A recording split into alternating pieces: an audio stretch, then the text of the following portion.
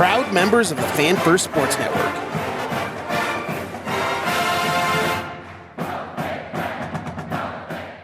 When we did our top 50 countdown of the most important Huskers players and coaches, my number one person was Glenn Thomas. Mm-hmm. That's one guy that has not been brought up. And I said the reason why I put Glenn Thomas... 45, 40, 35, 40, he's gonna go!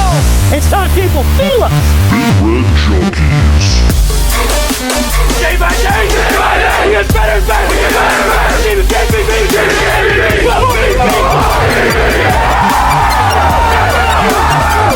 If we die, we die! Man is moving a child in that. Put him in the aisle. Bring that trophy back to Lincoln!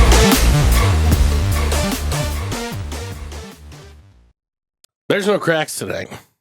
There's no cracks other than in some of the schemes and the thoughts and the hopes and the prayers. Well, and our pants was a little down for that game, so there was a big crack there. Just addressing the game by itself without all the other noise in the background, Which we'll get into. If you just look at it, it wasn't a terrible game. We didn't play good for 3 quarters. And then all of a sudden, we were right back in it. I mean, every team wants the chance to win at the end. We had the ball with the chance to win. Yep. Now, we were missing our superstar starting quarterback, who hasn't played a lot like a superstar lately. But like I said, just focusing on this game, minus missing the quarterback at the end of the game, we had the opportunity. And again, let's be fair, because I'm also getting to the point where I'm not saying that we have necessarily done this on this show, but just in a general sense of the fan base, I'm getting to the point where I'm done with handling Raiola with kid gloves. So I'm with you on that. Even if he would have been in on that last drive, do we think that would have changed anything? No. I mean, I'm not saying that we know for sure, but I can't be confident in it. No, well, so just because I want to get into all of that stuff here in a minute, I want to get through just this game specifically. Yeah. A couple positives I thought were out there. The screen game was much less. I will say that they at least heard enough of rumblings of screen game that apparently got deleted. I don't know if that was just to kowtow to the fans or what. It didn't make the offense look much better or run much more efficiently, but it wasn't as at least it wasn't as heavily. They threw 4 passes behind the line of scrimmage. Yeah, so I think 2 of them were to Thomas Fidoni. Well, they only went for 14 yards, all 4 of them combined. So, well, he only averaged, I think, 4 yards on 4 catches. Yeah. But the other positive I think I would say is they were kind of ramming it down our throats in the first half, and the defense pretty much bowed up at halftime, whatever halftime adjustments were out there. I do think, on the defensive side of things, I didn't think we played a terrible game. I think that we have a real hard time with, I guess the easiest way for me to say it is, and this is something that's out there right now, a lot of people are talking about, they're tired of hearing is, well, they threw stuff at us we weren't expecting. Oh, yeah.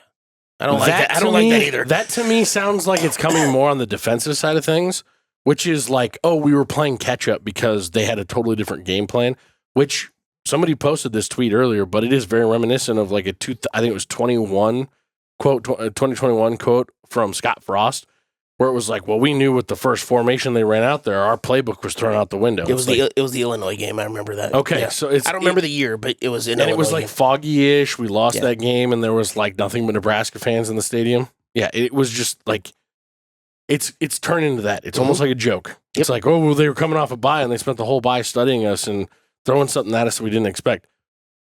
What the fuck else do you think is going to happen after a bye? Yeah.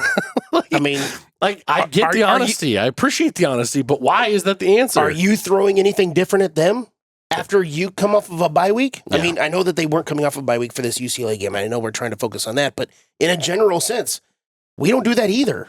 Yeah. So, well, you didn't see it against Indiana, that's for sure. No. So, but like I said, to focus on this game, I felt like the in-game adjustments made by the defense were tremendous. It's kind of frightening to me that we can't figure, we're such a stalwart rushing defense unless there's a quasi-mobile quarterback who just confidently pulls the ball down and runs.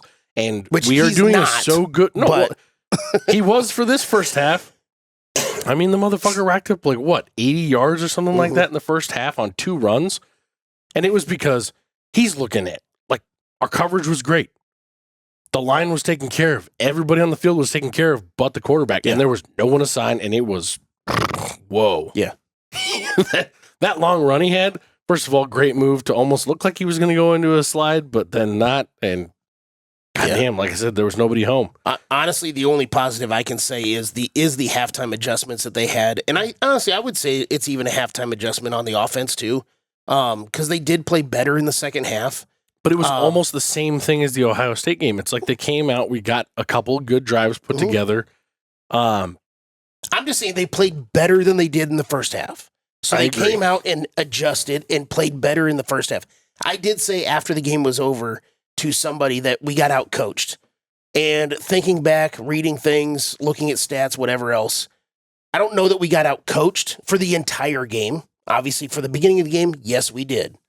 But for the entire game, I kind of retract that statement because I don't think that we necessarily got out-coached for the entirety of the game.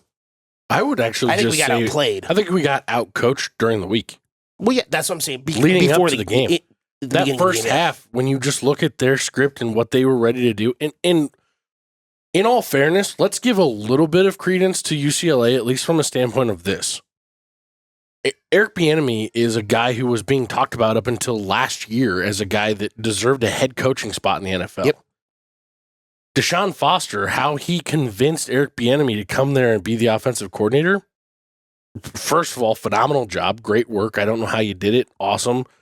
Whatever happened there, that's cool. He's not even making close to top dollar for an offensive coordinator in college. No. So I don't know what's going on in his life that led him there, but kudos to them for being able to get him in there. He needed a job, and Deshaun Foster called. That's what I mean. That's fair. That's fair. And maybe it was kind of a John Butler situation where it was late enough in a cycle. I don't know. Yeah. I don't know how it got there, but impressive. He's obviously an offensive guru. The guy knows what he's doing. You look at Kansas City, he got Patrick Mahomes 2 MVPs, and I know everybody's like, oh, Andy Reid offense, blah, blah. Yeah. That's fine, but at the same time, that offense hasn't been the same offense since he left either. So either way, the guy's got tons of NFL experience. Super Bowl. I mean, No, you're not wrong. But the guy's got tons of NFL experience. He coached a great game plan. Yeah. He put the little ironic to have bitched as much as we have about screen passes, but the first touchdown that they got on the day where there was that little inside screen where you basically had all the linemen move in a circle, very Kansas City Chiefs-esque, and it worked wonders. It was a very cool design. Because they can actually run it. We can't. Execution. Yeah. It's execution. Which might be my key to this whole thing. So that's pretty much all I have on that side of things, other than it was nice to see before Dylan got hurt. It was nice to see him just say, you know what, fuck this shit. I'm gonna throw it. I'm gonna do what I need to do. Guess what? He completed some long passes. 40-yarder to Corey Barney. He was 3 of 4 on passes beyond the 20-yard line. Yeah, that's solid. He should have thrown more, but I agree. We had guys open. yeah, a lot of guys open. Again, we're gonna get there. Well, no, but for this game specifically, we will not be saying receivers need to get open because that was not the case for this game. Well, except for one guy, and this is all I will point out about this. I am ready to throw in the towel on Jamal Banks. I think he has already thrown in the towel himself. He was giving up on tons of short slant routes. I don't know how many times I saw him standing, finish his short route. He's just standing there, and all he had to do was make some sort of a move, and Dylan Raiola would have been able to hit him for a first down. Happened 2 different times in the game. He just stood there and let himself stand in coverage. I don't get it. The way that the guy is blocking on the perimeter, the way that he is running his routes, it just, to me, looks like a guy who's given up. I'm never going to say somebody gave up because I'm not in their head. That's me. I'm just saying. Unless he's hurt. But he's not playing well. No. Flat out. So I will agree with you on that aspect. Maybe not giving up, but not giving his all anymore. Definitely not what I would assume earned him a single digit. No, absolutely not. But Let's run through the questions real fast. People don't really care about this game anyway. We're going to get to the meat and potatoes of this conversation here after this. Yeah, let's burn through these as fast as humanly, basically as fast as UCLA burned through the first quarter. Yards per play for Nebraska, 6.0. 4.47 is what they had. BJ, you were the only one to take the over. That was not good on your part. No. Field goals made by Nebraska. We didn't even attempt one, so it really doesn't matter what I put this number at. BJ, you were the only one to take the under, so good job on that one. Defensive takeaways by Nebraska, 1.5. We had 0. I was the only one to take the under. Nebraska passing yards, 249.5. They had 209, and everybody took the over. UCLA third down conversion percentage, 35%. They basically had exactly what they have had in the last 3 games. They had 46.1. That was one of the biggest disappointments of the entire thing, other than everything. You got to get off the fucking field on defense. Yeah. Just well, that was another halftime adjustment that they made. Yes. Because I think going into halftime they were like 6 of 8 or 6 of 7. Well, they ended 0-3 in the second half. So yeah. Okay, so it would have been more than that. They would have been but- 6 of 10 going into halftime. Yeah. Everybody took the under on that one, so we all got it wrong. Nebraska defensive sacks, 2.5. They got 2. I was the only one to take the under on that one. UCLA rushing yards, 69.5. They had 139. Matt, myself, and the fans all took the over. Who will have more all-purpose yards? Ja'Cory Barney, he had 86. TJ Harden for UCLA, he had 49. I was the only one stupid enough to take Harden, so I did not get that one right. UCLA points scored, 13.5. They obviously had more than that. Everybody took the under on that one. And Dylan Rhule passing touchdowns, 1.5. He got his first passing touchdown since September, but he only had 1. And Matt was the only one to take the under. BJ, you had 2 out of 10. Yikes. Yeah. Although that's pretty typical for this year so Yeah, far. I mean, it's pretty normal for me. Matt and myself both had 4 out of 10, and the fans had 3 out of 10. Wow. Not a good week for everybody. So, do you have any opening statements you want to make? Or I've got a couple things that I go will for kind it. of lead through this. Yeah. Because I just want to ask you a couple questions. It's going to go 100 different ways, so Yeah. let's just do it. I want to start back with what you kind of opened the show with, which is Dylan Raiola, and that you're done holding him with kid gloves. Yep. So I think we kind of differ a little bit on this here, but I also am going to start by pointing out right after the first game of the year, Matt Rhule was asked on the podium about the game plan with Dylan and this and that, and he made a very firm commitment to and a strong statement to say, hey, look, we're not going to draw anything back or down for Dylan. We're going to treat him as if he is a veteran starter, and we're going to expect him to perform at a veteran starter level. We're not going to pare anything down. We're not going to hold anything out of the playbook. Everything is wide open. He knows the playbook better than everybody else on the team, and he's making the plays better than everybody else on the team. So he said all of that, and he followed it up by saying, there's going to be good times and there's going to be bad times with this. We saw 3 or 4 good games, good-ish games, I would say, and then it's been pretty much bad since. Yeah. Now, I don't know if you recall this or not, but during the Rutgers game, I think you and Matt were both at the Rutgers game, weren't you? I was at the record. I think he was too. And I had told you guys that evening, before either one of you had gotten a chance to watch it on TV, they kept zooming in on and talking about Raiola while he was in the huddle getting the plays. And do you remember me saying that it looked like he was like rolling his eyes and waving off or shaking his head off, shaking off like a pitcher would to a catcher, shaking off some of the play calls that were coming in? Mm-hmm. Do you think that at some point maybe he just lost faith in the play design and the play calls that were getting brought in, and that's led to some of what's gone on with just this backslide since then? Because to me, you saw a pretty direct and straightforward, fast-paced game plan in the UTEP game in the first half of the Colorado game, and we slowed everything down to try and drain clock in the second half of the Colorado game, and it feels like we never picked it back up. Because then you saw what ultimately looked like, just eye test, a struggle bus game by both the offense and the defense in the Northern Iowa game, where the offense felt like it should have scored if it played like the first half in Colorado or the UTEP game. It looks like it should have scored, 60 points in that game. But we still came out with a 34-3 victory, and it was, it was one of those, what are you bitching about? We won by 30 points. We did what we were supposed to do, that sort of a thing. But people did start to see that, like, hey, what the hell's going on here? Why doesn't this feel right? What's going on? Yep. And then it progressed. With Rutgers, it was like the offense looked disjointed. It looked like we were kind of all over the place. You saw in the Illinois game, it was kind of one of those, first half wasn't so good, second half was a little bit better. We just haven't seen them put together a complete game since then. Do you think that, I guess what my ultimate question is, who or what do you blame the regression that it looks like is Dylan Raiola right now?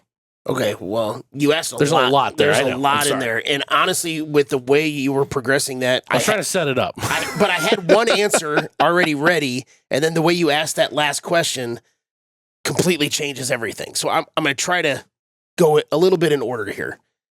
As far as the Rutgers situation, and I do remember you saying that as far as, what you saw on TV, I'm not big on seeing, a second and a half clips of somebody's reaction, or even, I don't even want to say reaction, the visual of what somebody looks like for a second and a half. Sure. Not necessarily body language, because you can be like, if you're slunched over and that's body language, but like the whole eye roll, it literally could have been, it's almost like when you see pictures of people and their eyes are closed and somebody says, oh, they're sleeping. They literally could have been blinking. Yeah, that's true. I'm with you.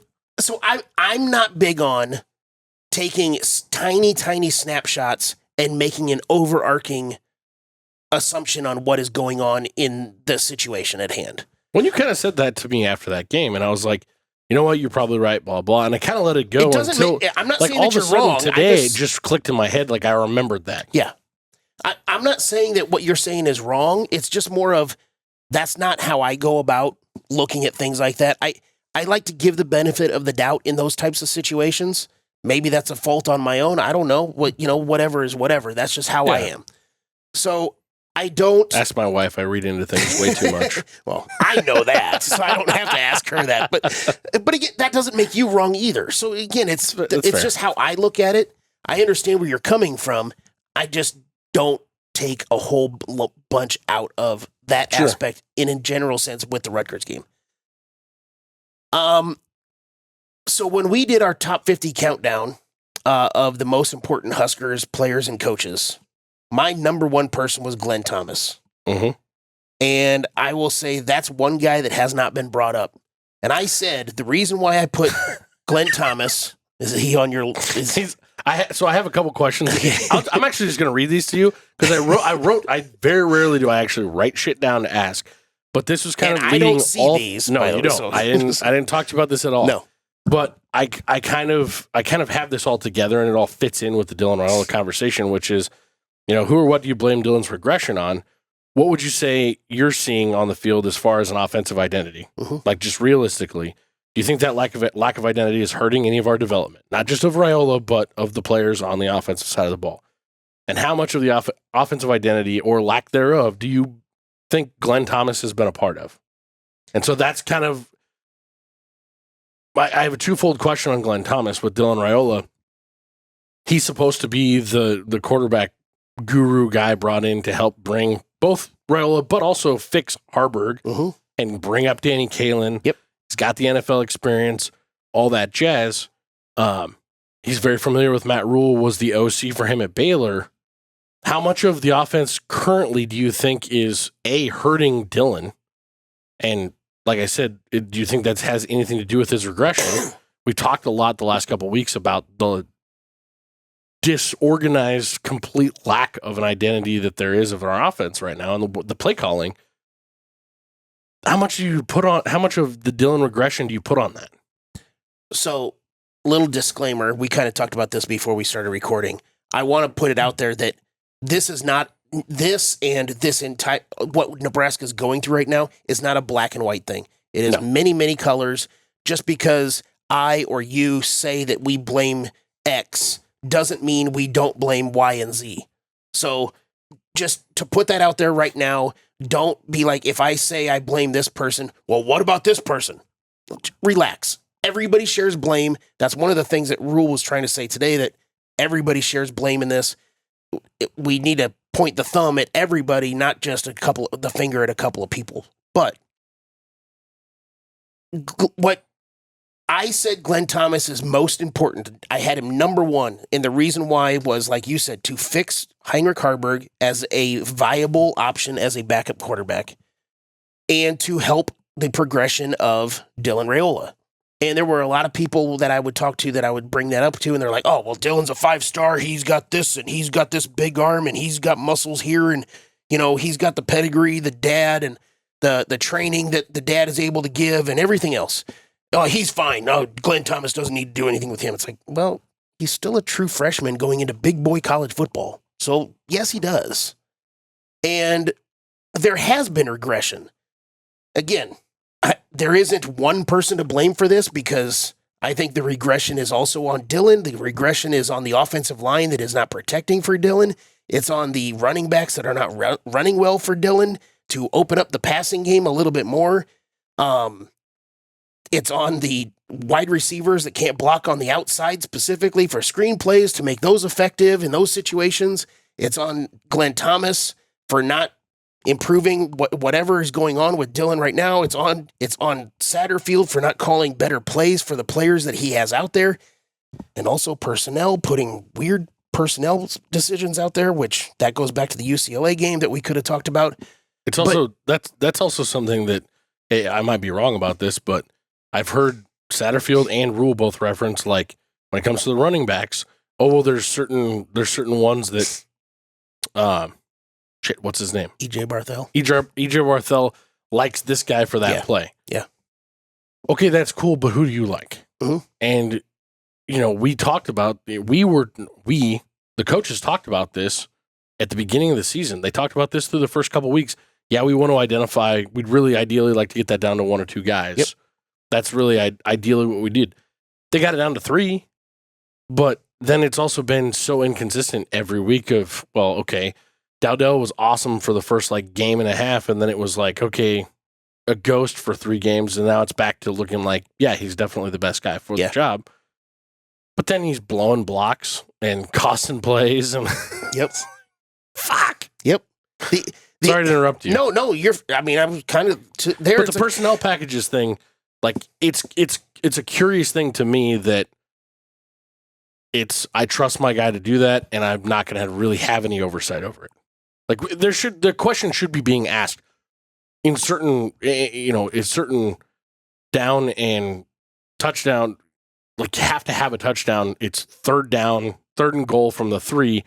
You got to have your studs on the field. You can't have some gadget play that, yes, would have worked if it had actually been thrown. If it's blatantly obvious that the entire game UCLA has figured out when you're going to run and when you're going to pass, and you go out there on 4th and goal, and the 3 receivers that you have out there are a true freshman in Carter Nelson, who barely plays, a true freshman in Ja'Cory Barney, which everybody's going to look for, and an Alex Bullock who only blocks.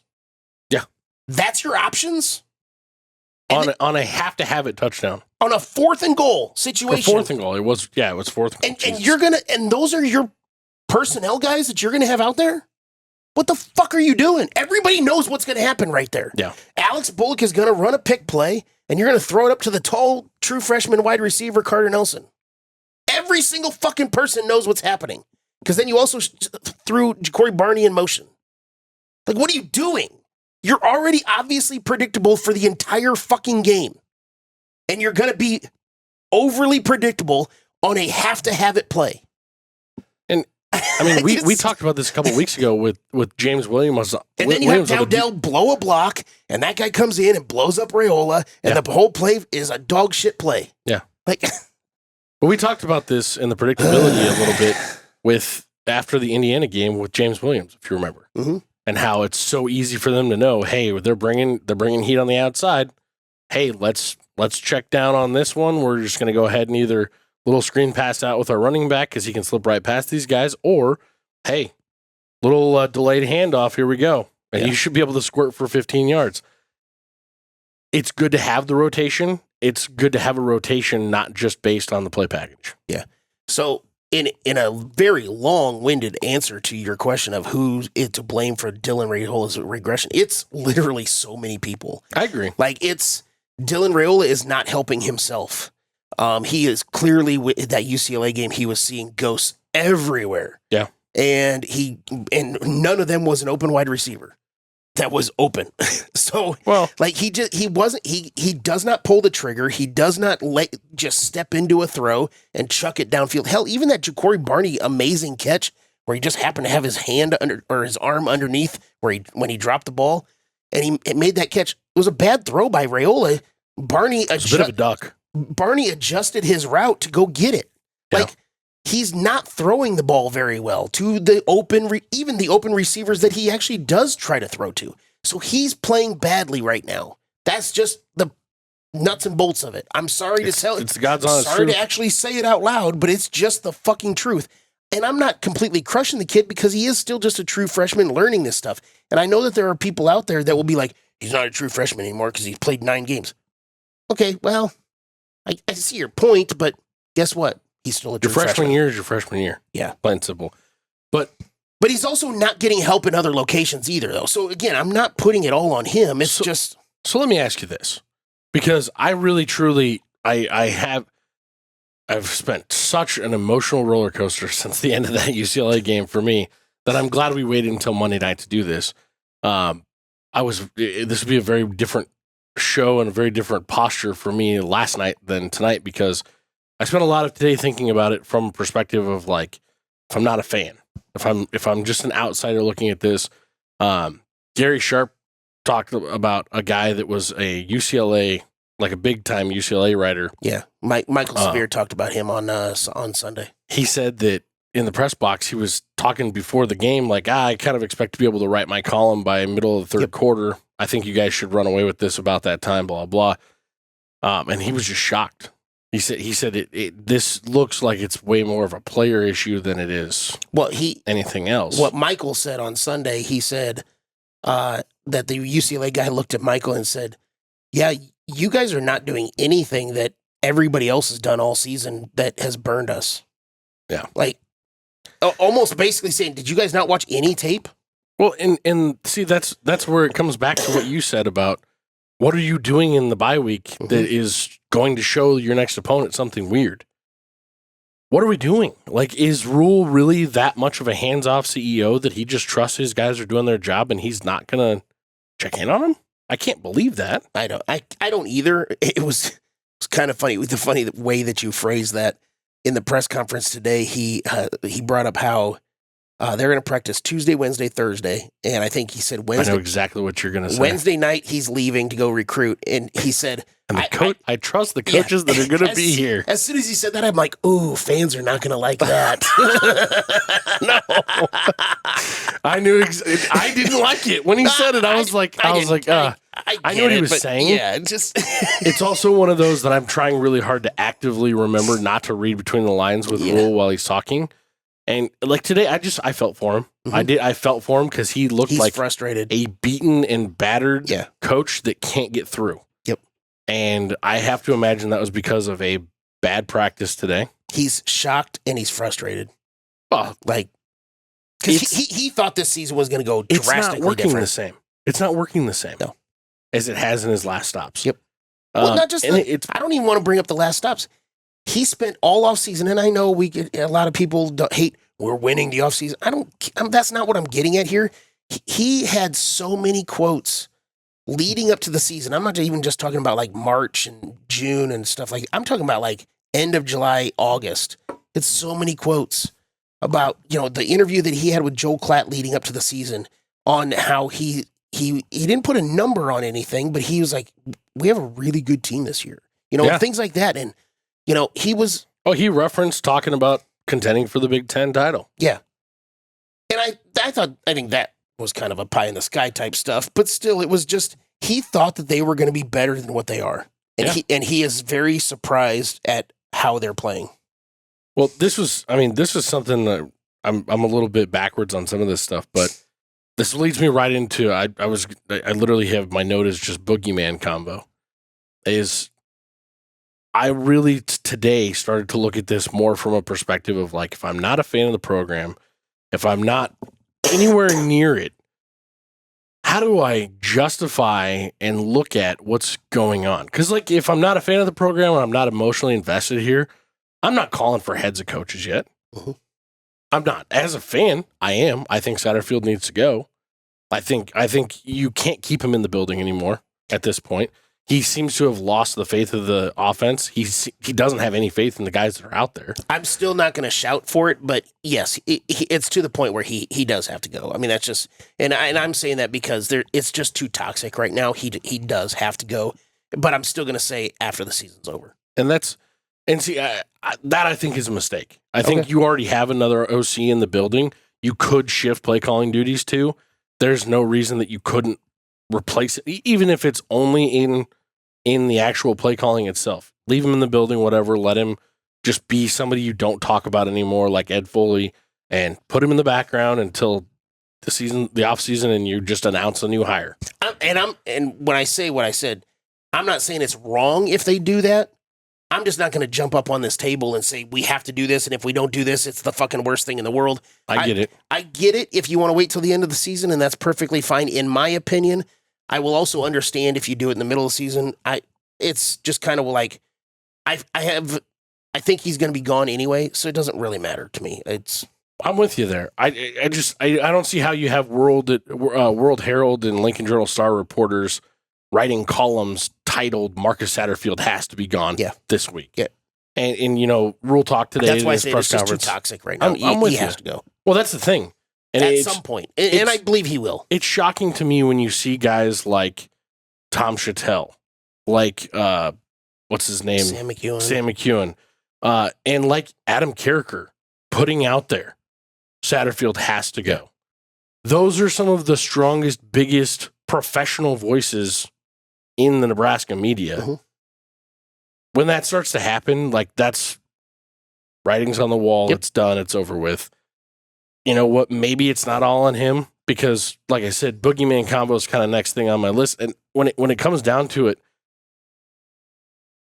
the more that I watch what's gone on at Indiana and what's gone on now at UCLA, when they can come in and beat us as a 2-17 at Colorado, who we rocked their doors in week 2, but guess what? They've been playing fucking good football since then. Maybe flipping a roster and getting, especially when you're coming into such a toxic environment in a fishbowl where you have this heavy senior class.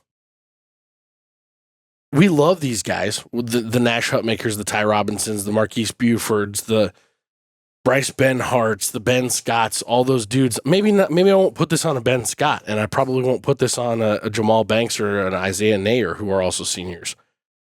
But these guys that have been here forever, Gifford and Benhart made this funny video in the training room where they talked about, should we go to the draft or should we go here? Guys, you'd have had a better shot at getting drafted last year than you will this year. Just plain and simple.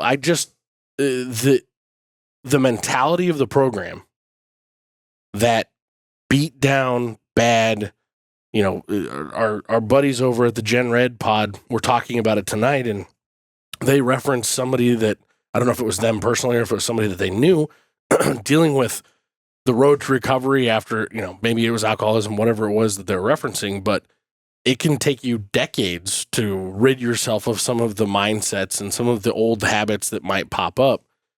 And to think that Rhule can come in and take these guys that were already here for 4 years before he got here and somehow completely eradicate all of that out of the memory of them. And I'm just talking about the 6-year seniors. There's, 20, 30 other guys on this roster that aren't those guys, but a good majority of them are in leadership positions. And they all have this boogeyman. They all have that, here we go again. And the fact that we keep talking about it, the fact that it's just this continual thing.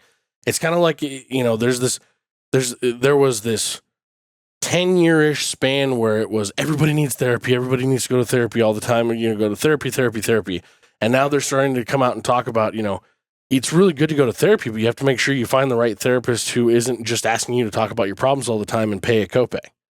You have to actually work through things and then move past them and stop talking about them all the time in order to work past them.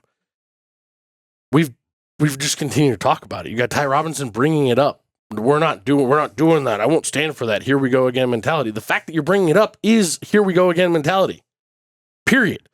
Whether or not you're saying like Jamari Butler did that after the Indiana game too. Yeah, and like to me, it's like, okay, well, I'm going to order a chicken sandwich. I'm a vegetarian. I'm going to order a chicken sandwich.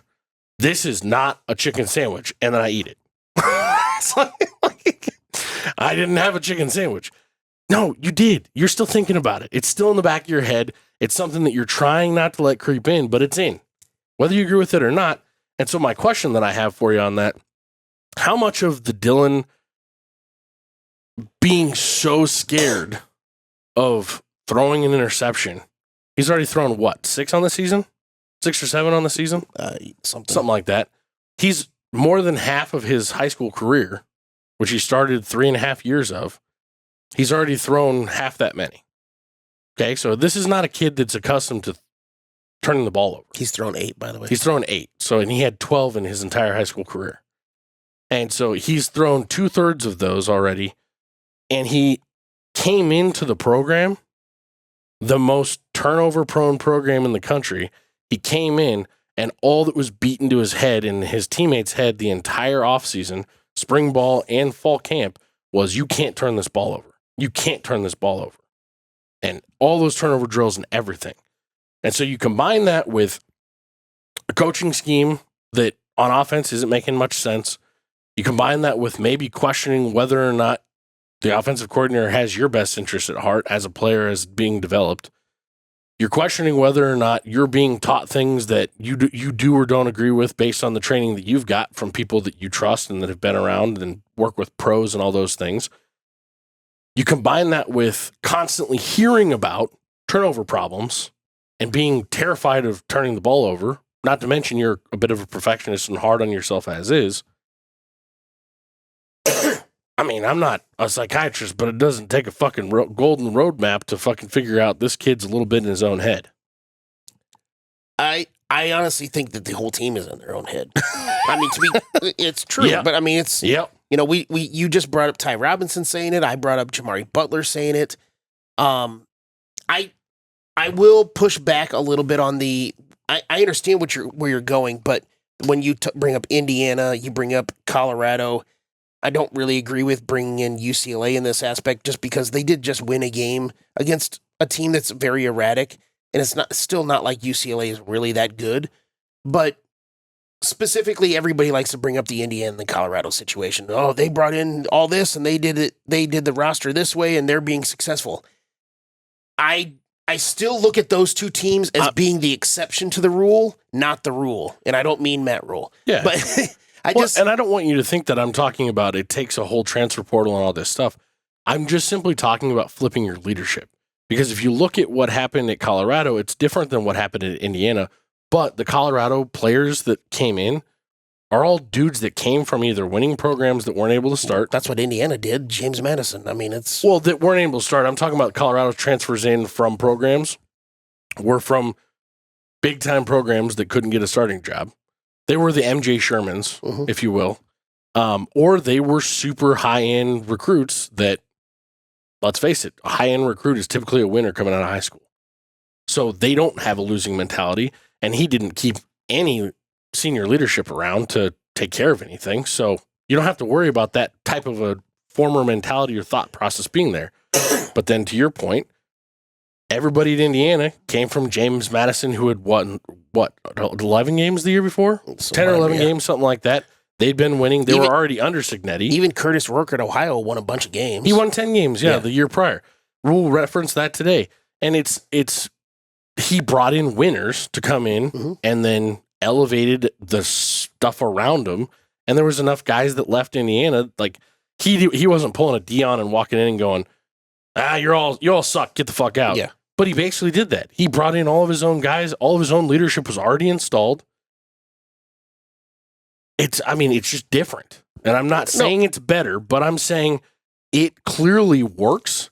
And it's tough to lose in a second year of a rebuild under Matt Rhule, who's supposed to be doing everything the right way, it's really, really hard to stomach losing 2 games to first-year head coaches, and one of them to a first-year head coach that we don't think has any business being a head coach in the Big Ten. I kind of feel like this is a lot like after the UCLA game got over, I told a handful of people, and hell, I even posted it on Twitter and Facebook about how I'm truly at a loss for words.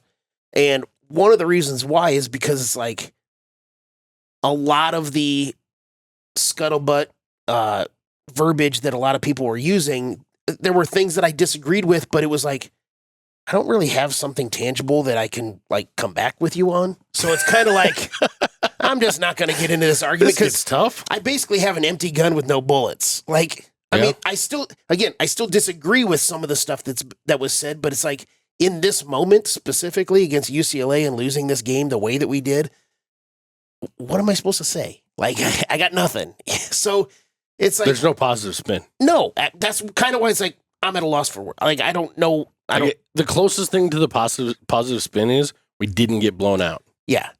So it's kind of like, I know that it's working currently at Indiana and Colorado, but I don't know. We will find out. This isn't me saying yes or no one way or the other. We will find out if that's long-term sustainable. I don't believe that it will be, specifically at Colorado, because Deion's going to be gone. But we will find out at Indiana if it's more long-term sustainable. I'm just saying, I look at those types of schools doing it the way that they're doing it. I look at them more as exceptions than the rule. So, but again, I can't stand on a mountaintop and shout that because this whole transfer portal stuff, NIL stuff is still super new. We don't truly know yet. So honestly, even what I'm saying as far as how I don't think that that's sustainable is not a great thing to stand on. And again, I'm not saying you, but you brought this up. If you were to tell me that they're doing it this way, so it clearly works, you can't really stand on that either because you don't know if it's sustainable. Yeah. So I hear you. I understand where those people on that side come from, but neither of us can really have a hardline stance on what is better and what's not until we have a couple more data points to really point to. So what I mean when I brought that up initially is just more from the boogeyman conversation. Yeah. Just simply ridding the toxic culture. Yeah. And I mean, I look at it and I say, okay, what if Matt Rhule did that in year 1? What if he went balls to the wall and brought in 30 transfers? Would it have worked the same as it did at Indiana? No, because he wasn't coming from a school where he already had an established culture and brought 15 leadership guys with him. That wasn't going to work that way. But at the same time, what if he did just rid the fucking top end of the roster, all of that leadership that was here? What if he just got rid of them?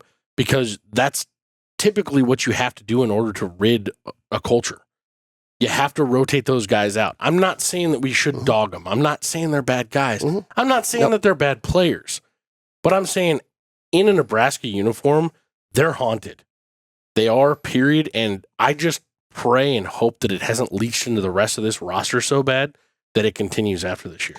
Yeah, I mean, again, there's no real good answer to those questions. I guess I think that almost the best example I could use for a Nebraska fan would be like when Bill Callahan came in here.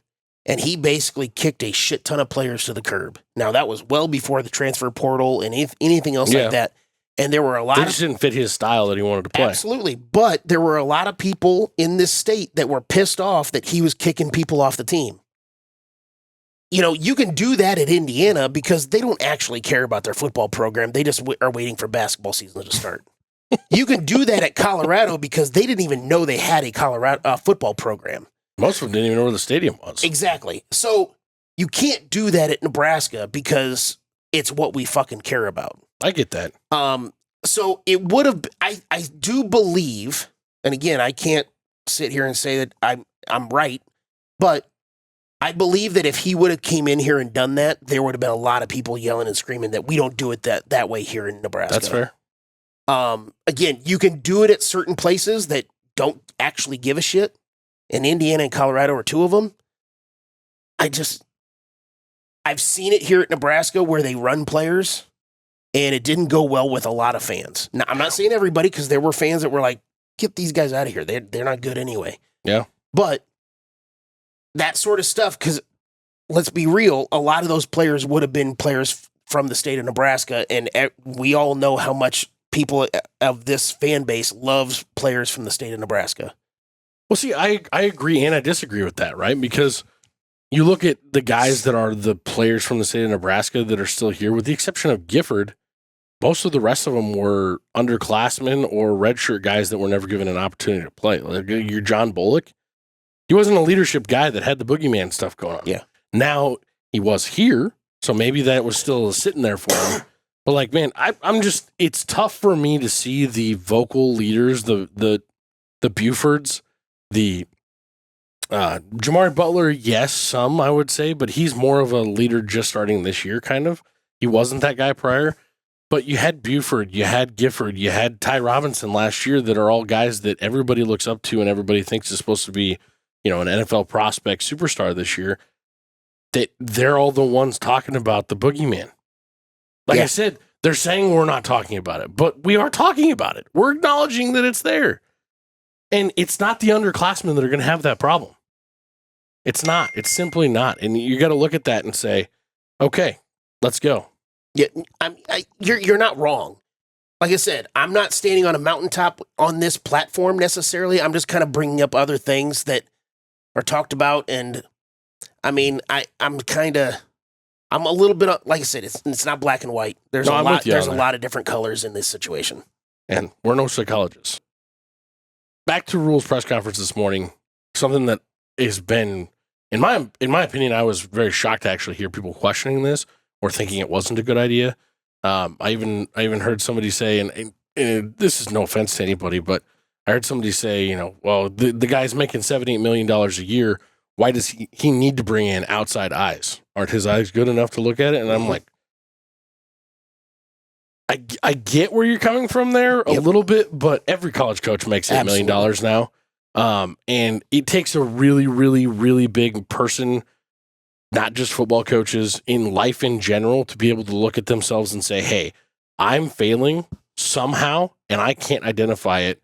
And to be able to ask for help, that's literally like the biggest thing you can do to try and better yourself. So there's two things in this situation. Would you rather just have him continue to bang his head against the wall and be a stubborn asshole? Because currently it's not working. Because we previously had a coach like that. Yep. And second, maybe not in the middle of the season, but literally every coach brings in coaches to help them do things and, look at stuff. And everybody was super excited when Belichick was here in the offseason. Well, but also one of the biggest things we've been talking about during this show is, what are you doing during the bye week? One of the biggest things that teams do is self-scout. Yeah. And sometimes when you're looking at the same thing over and over again as yourself, and you just end up missing stuff. Yeah. Having a fresh pair of eyes is always a good thing. Like, hey, maybe you should try this. Hey, maybe you could try this. Yeah. I encountered this, 13 years ago. Maybe this will work for you. There was talk this morning on Damon Ravi's show about how maybe the tackles are starting to lean one way or the other and tipping off the opponents. Yeah, I heard about that. And other things that are tipping off the opponents, whether it's personnel packages like we kind of talked about earlier. Way bigger tip-off, I think. Or anything else like that like there are tells that we are clearly giving off. Not Michigan style giving off because they cheated, but and again, maybe not direction or whatever else, but just whether or not it's a run or a pass. There are clearly things that we are giving off. If you can get some outside eyes to maybe pick up on something that you're missing, that's a benefit. Like, I don't know why people are so pissed off. I understand why people might question it, like you kind of said. I don't understand why people are just losing their fucking shit over him saying that outside eyes are going to come in and look at things. To like, just for me personally, like, and I've done a lot of like professional development courses and things like that, and I work in sales, so it's like I always have to be bettering myself and coming up with new things and inventive and changing the way that I'm doing things, because the moment that you're not learning, you're dying. Yep. Like that's if you're not growing, you're dying. That's just kind of a life principle. I think most people that are successful in life typically try to live by. So it's one of the biggest things that I told many people during the last couple of years of Bo Pelini that were defending Bo, and I, of course, was crushing him. I was just like, he's not growing. And if you're not growing, you're dying. Well, if you're not, like we just said, if you're not willing to look for help Yes. on how to grow, like, I thought it was tremendous when Rhule said, because he didn't just talk about that. He talked about how, well, I called Osborne after the Indiana loss. That's the same thing. But it's Tom Osborne. He's the No, God. But that's what I'm getting at. Like, how many of those people that are upset about him calling somebody outside? Yeah. Like, he has Belichick on speed dial. He can call Belichick in. Do you think that's a bad thing? No. And I know you've got some interesting stats that are going to point to some things here. And the only way that I'm going to say, or the only thing I'm going to say to set that up is sometimes kissing it, keep it simple, stupid, makes things a little bit better when you don't know where else to go. And that's what this feels like. We keep talking about giving things away in different personnel packages, and we've heard for how many fucking weeks, well, we like to make sure that we're running Harburg out there, even if it's not to run anything, but to make them have to practice for it, prepare for it.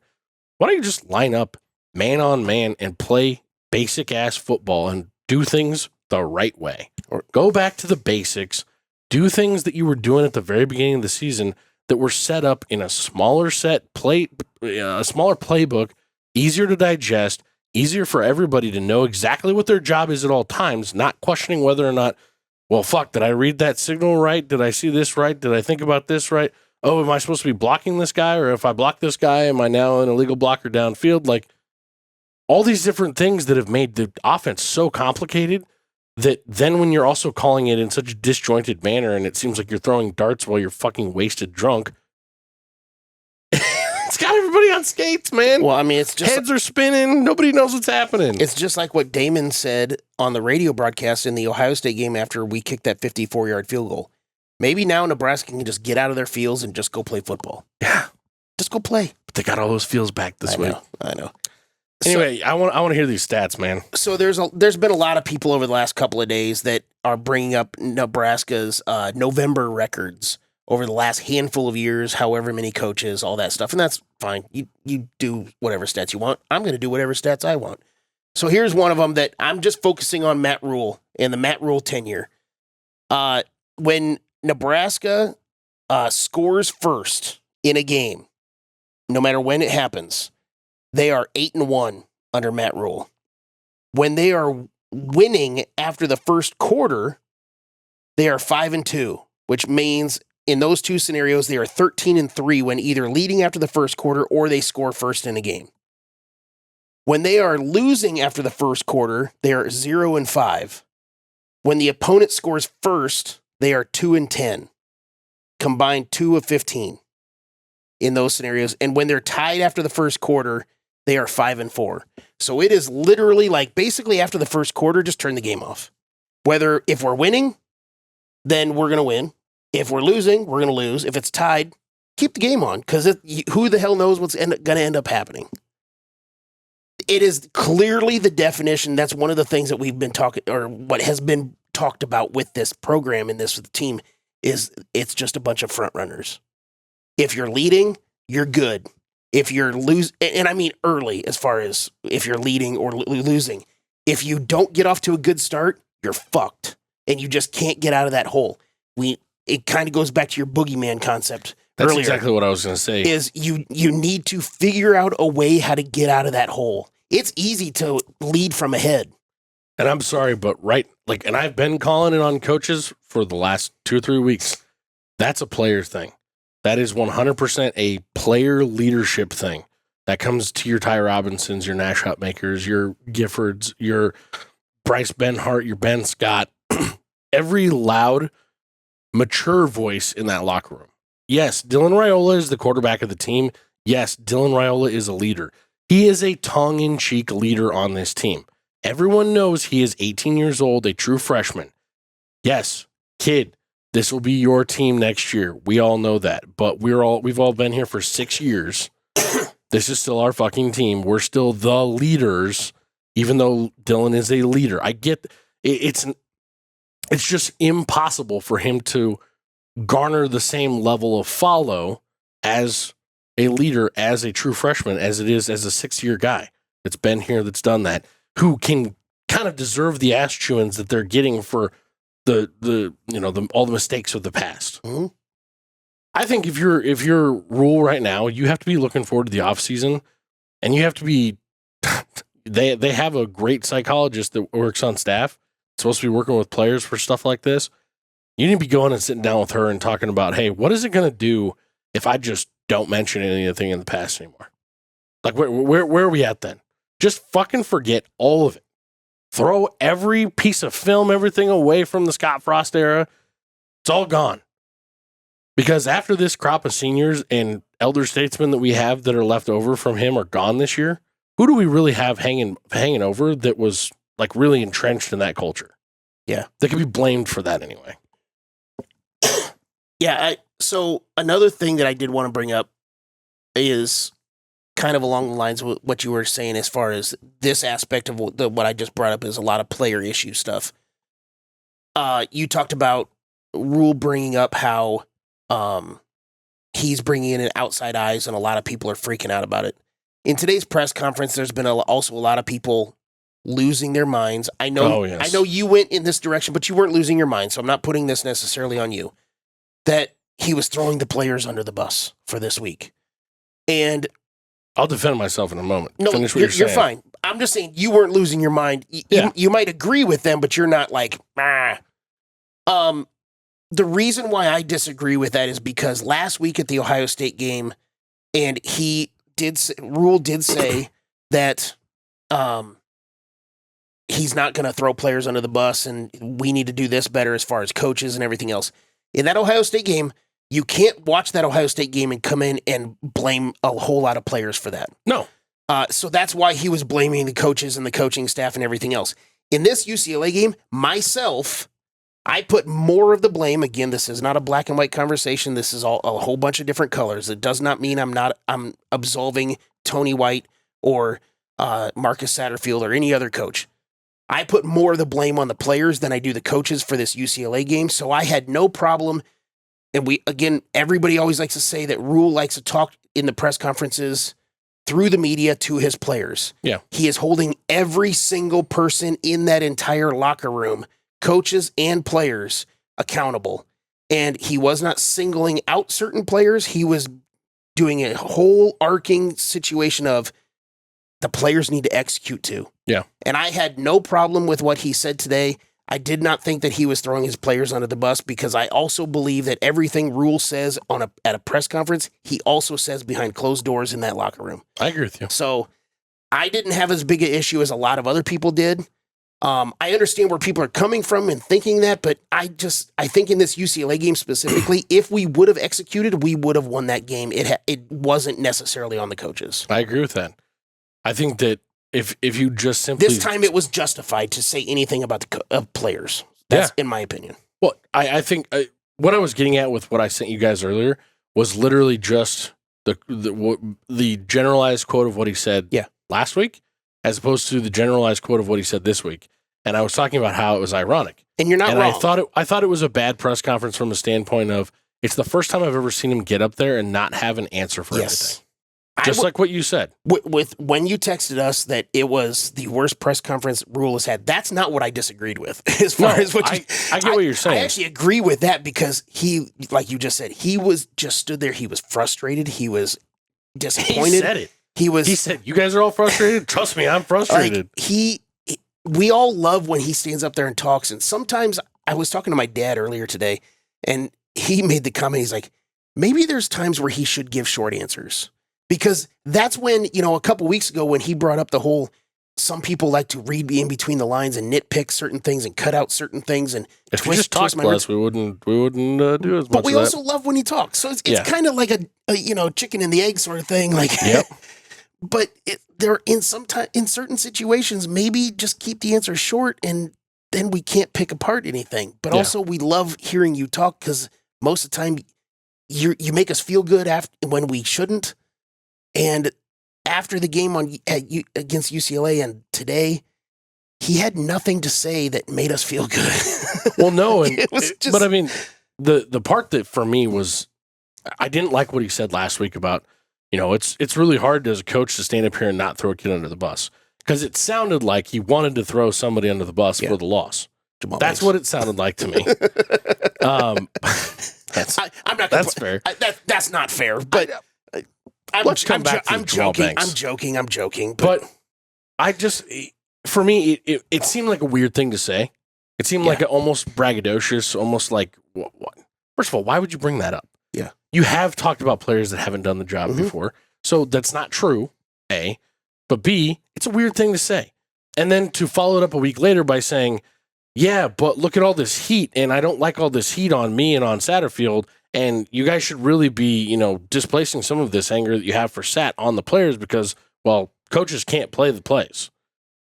It's a bad look. It's a bad look. I'm not even crushing him for it because he's right. Yeah. He's I agree with the sentiment, but it's a bad look to have said the shit you said last week and then come in here and say, well, guys, look, you're putting too much heat on Satterfield. You gotta shift some of that blame over to the players because they're just not doing it. That goes back to the thing where I said, I just don't have anything to say. I just say less. But it's kind of like I understand where you're coming from. I disagree with the sentiment, but I don't have a good argument against it. So I'm just gonna be like, Well, that's like I said. It's just more of a hey, don't be a hypocrite or don't be ironic in your own personal statements. I agree. If you're gonna be literally a week later making those statements, and to be fair, it is what it is. He wasn't expecting to make these statements a week later. It's kind of like what we ended our last show with, where Rhule ended the press conference with after Ohio State, and he said, if we don't follow this performance up, then against UCLA, then this performance doesn't mean anything. Yeah, he's totally fucking 100% right. I mean, because guess what? An L is an L is an L, and that's the last 3 games we've got. Yeah.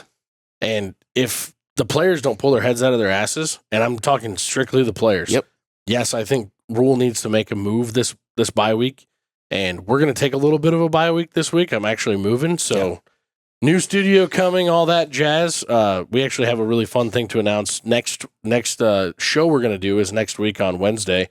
We'll be recording out at the Let It Fly West, our USC preview. Be very, very cool. On 204th and roughly Pacific. Yes. Yeah. Yeah, the old Barrel and Vine, I believe. But are we allowed to say that part of it? Just because I don't know. I think as long as you leave the roofie top pool out of it, you'll be all right. But most people know where that is. Yeah. But we're excited about that stuff coming up. Another really cool thing to announce coming up for the Iowa game. We'll have information out on that this bye week yet. I don't really have anything else, man. The only thing that I will say is I understand everybody's frustration, but just take a deep breath. Like, don't make me... The sky's not falling. Don't make me delete Twitter for a week and a half. Well, hey, you know what? I will look at this and just say simply because of how erratic this team is and because how wildly inconsistent the team is, I do expect we still win a game and go to a bowl. Well, I said to somebody as far as the consistency, the only consistent thing about this team is they're inconsistent. Yes. But I also said to somebody, I don't remember if I said it to you, we're going to kill UCLA just because of the inconsistency. I don't actually believe that. See, but we played our good game against Ohio State, and now it was an off game, and now USC might get fucked. That's kind of why you never know. You never know. If I had to put odds on it, I would actually say USC is probably the most likely win in the next they play 3. really good at home, but whatever. We'll talk about that next week. Are they coming? Are they on a bye this week too? Yeah, because they just lost to Washington. Yeah. This is a bad loss too. Yeah. We're out. Like, subscribe, follow. And this may be the most unbelievable night in Cornhusker football history.